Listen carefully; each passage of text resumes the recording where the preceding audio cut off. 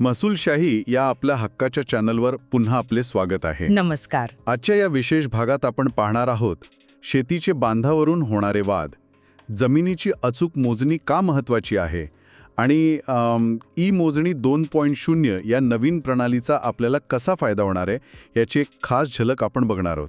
अगदी बरोबर. हा व्हिडिओ शेवटपर्यंत नक्की बघा, कारण पुढे खूप उपयोगी आणि महत्त्वाची माहिती आहे जी आपल्याला भविष्यातही कामी येईल.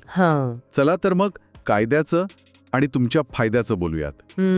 या विषयाला सुरुवात करताना मला सांगायला आवडेल की हा विषय खऱ्या अर्थाने महाराष्ट्राच्या मातीशी जोडलेला आहे. हो ना, म्हणजे ग्रामीण भागात बांधावरून आणि जमिनीच्या हद्दीवरून पिढ्यानपिढ्या वाद होतात. अगदी. जमिनीचा तुकडा ही फक्त मालमत्ता नसते, तर ती कुटुंबाची ओळख असते. आणि या वादांवर सर्वात खात्रीशीर उपाय म्हणजे सरकारी मोजणी. पण सरकारी मोजणी म्हटलं की लोकांच्या डोळ्यांसमोर तो जुना कारभार येतो. बरोबर.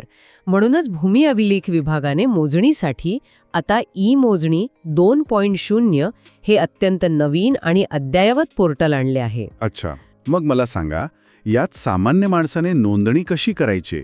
म्हणजे हे फार अवघड तर नाहीये ना? अजिबात नाही.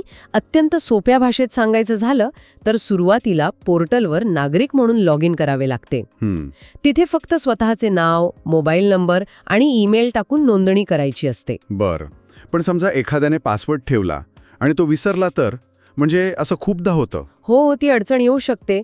म्हणूनच यात पासवर्ड विसरल्यास कामी येणारा एक सुरक्षा प्रश्न म्हणजे सिक्युरिटी क्वेश्चन ठेवलेला असतो. अरे वा, म्हणजे बँकेच्या वेबसाईटसारखं? अगदी तसंच. तो प्रश्न टाकून तुम्ही सहज नवीन पासवर्ड तयार करू शकता. छान. आता एकदा का नोंदणी झाली की मोजणीचे प्रकार कोणते असतात त्यात? डॅशबोर्डवर तुम्हाला नवीन मोजणी, हद्द कायम करणी, बिगर शेती मोजणी आणि पोट हिस्सा मोजणी असे प्रकार दिसतात. बरं. पण इथे मला एका खास गोष्टीचा उल्लेख करायचा आहे. जो पोट हिस्सा मोजणीचा प्रकार आहे ना, त्या मोजणीसाठी शासनाने फक्त 200 रुपये इतके नाममात्र शुल्क ठेवले आहेत. काय सांगताय? होय, फक्त 200 रुपये. बापरे, म्हणजे आजकाल 200 रुपयात साधं जेवण येत नाही आणि इथे अधिकृत मोजणी होतीये. प्रेक्षकांनो, अशीच अत्यंत महत्त्वाची आणि उपयोगी कायदेशीर माहिती रोज हवी असेल तर आपल्या महसूलशाही चॅनलला सबस्क्राईब करा, व्हिडिओला लाईक करा आणि शेअर नक्की करा. नक्कीच, कारण लोकांना हे माहीतच नसतं. हो ना. अच्छा, आता मला एका खूप मोठ्या गैरसमजाबद्दल विचारायचं आहे. विचारा की. लोकांचा असा समज आहे की सरकारी मोजणी म्हणजे वर्षानुवर्षे चक्रा माराव्या लागतात. आज अर्ज दिला की 2 वर्ष मोजणीवाला फिरकतच नाही. यात किती तथ्य आहे? पूर्वी तसं व्हायचं हे मी नाकारत नाही, पण आता हा गैरसमज पूर्णपणे दूर करण्याची वेळ आली आहे. म्हणजे कसं काय? आता यात 2 पर्याय दिले आहेत. एक म्हणजे नियमित मोजणी, जी जास्तीत जास्त 6 महिन्यांत होते. बरं, 6 महिने. आणि दुसरी आहे द्रुतगती मोजणी, ज्याला आपण फास्ट ट्रॅक म्हणू शकतो. ही मोजणी 3 महिन्यांच्या आत पूर्ण होते. अच्छा, 3 महिन्यात. पण मग ह्याची फी जास्त असेल ना? हो. द्रुतगती मोजणीसाठी नियमित मोजणीच्या 4 पट जास्त फी भरावी लागते. 4 पट? हो. म्हणजे समजा नियमित मोजणीला 3000 रुपये फी असेल तर द्रुतगतीला 12000 रुपये लागतात. अच्छा, म्हणजे वेळेची बचत हवी असेल तर थोडी जास्त पैसे मोजावे लागतील.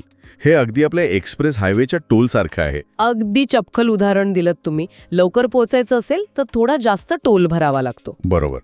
मग आता हा प्रकार निवडल्यावर अर्ज कसा भरायचा? बघा, अर्ज करताना तुम्ही तुमचा जिल्हा, तालुका आणि गाव निवडलं की भूमी अभिलेख कार्यालय आपोआप निवडलं जातं. म्हणजे आपल्याला शोधायची गरज नाही. हे नंबर टाकायचा असतो. पण यानंतर एक अत्यंत महत्त्वाची पायरी येते. कोणती?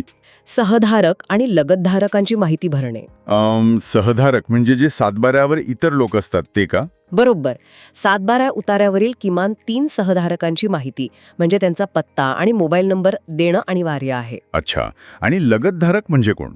लगतधारक म्हणजे तुमचे शेजारी, तुमच्या जमिनीच्या 4 दिशांना म्हणजे पूर्व, पश्चिम, उत्तर आणि दक्षिण.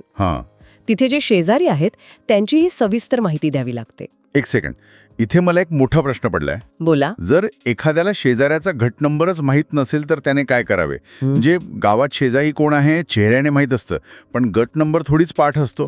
हे तर गवतात सुई शोधण्यासारखं आहे. हो ना, हा प्रश्न अनेकांना पडतो. पण यावर अत्यंत सोपा उपाय पोर्टलवरच दिला आहे. तो कसा? पोर्टलवर भूनकाशा नावाचा एक पर्याय आहे. भूनकाशा? हो. तिथे तुम्ही तुमच्या गावाचा नकाशा उघडून तो झूम करू शकता. जसं तुम्ही झूम कराल तसं तुम्ही स्वतःच्या जमिनीच्या शेजारचा गट नंबर शोधू शकता. अरे वा, म्हणजे गुगल मॅप सारखं? अगदी तसंच. आणि समजा एखाद्या दिशेला रस्ता किंवा तलाव असेल तर ती जागा तुम्ही अर्जात रिकामी सोडू शकता. हे तर खूपच सोयीचं आहे. पण मला सांगा, शासनाला ही शेजाऱ्यांची आणि सहधारकांची एवढी सविस्तर माहिती का हवी असते? कारण मोजणीच्या 10 ते 15 दिवस आधी या सर्व शेजाऱ्यांना आणि सहधारकांना अधिकृत नोटीस पाठवली जाते. अच्छा, म्हणजे त्यांना पूर्वकल्पना दिली जाते. होय, जेणेकरून सर्वांच्या उपस्थितीत आणि पारदर्शकपणे मोजणी व्हावी आणि बांधावर अचानक होणारे वाद टाळावेत. हा विचार खरंच खूप चांगला आहे. प्रेक्षकांनो, माहितीचा हा असा बारकावा खूप महत्त्वाचा आहे.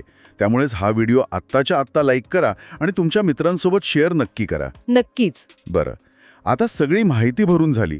पुढे कागदपत्र कोणती द्यायची? पुन्हा जुनात सरकारी गोंधळ तर नाही ना? अजिबात नाही. फक्त स्वतःचं ओळखपत्र आणि जमिनीचा सातबारा लागतो. कोणताही सातबारा चालेल? नाही, इथेच लोक चुकतात. हा सातबारा गेल्या 3 महिन्यांच्या आतीलच असावा लागतो आणि फक्त स्वतःचा नाही, मग तर तुम्ही ज्या शेजाऱ्यांची माहिती दिली आहे त्यांच्याही जमिनीचा अद्ययावत सातबारा लागतो. बापरे, पण मग शेजाऱ्याकडे जाऊन त्याचा सातबारा मागणं म्हणजे परत वादाला निमंत्रण नाही का? म्हणूनच तुम्हाला कुणाकडेही जायची गरज नाही. या पोर्टलवरूनच फक्त 15 रुपये प्रति सातबारा इतकी फी भरून तुम्ही तो डिजिटल सातबारा काढू शकता. म्हणजे पोर्टलवरच सगळी सोय आहे? होय. आणि जर तुमच्याकडे जुने नकाशे किंवा फाळणी पत्रक असेल तर तेही तुम्ही PDF करून जोडू शकता. खूपच छान. आणि मग शेवटी फी भरायची. अगदी बरोबर. ऑनलाईन किंवा ऑफलाईन, म्हणजे बँक किंवा पोस्टात चलन भरून ते अपलोड करावे लागते आणि तुमचा अर्ज पूर्ण होतो. प्रक्रिया तर खूपच सुटसुटीत आहे. पण माझा अजून एक गैरसमज म्हणण्यापेक्षा एक भीती आहे लोकांच्या मनात. कोणती भीती? भूमी अभिलेख कार्यालयात मनुष्यबळाची कमतरता आहे. मग या नव्या अर्जांचे काय होणार? तोही फायलींच्या ढिगाळ्यात पडून राहणार का? तुमचा प्रश्न अगदी रास्त आहे. पण शासनाने आता प्रलंबित प्रकरणे लवकर मार्गी लावण्यासाठी एक नवीन पाऊल उचलले आहे. कोणतं पाऊल?